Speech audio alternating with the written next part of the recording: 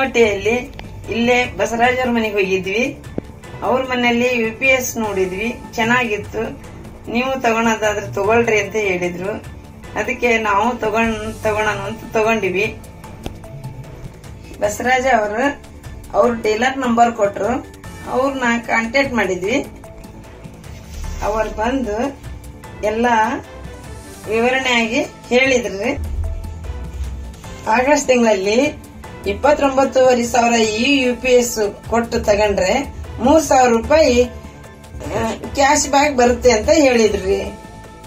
ನಾವು ಹಾಕ್ಸ್ಕೊಂಡಾದ್ಮೇಲೆ ಚೆನ್ನಾಗಿದೆ, ಯಾವುದೇ ತರದ್ದು ಪ್ರಾಬ್ಲಮ್ ಇಲ್ಲ.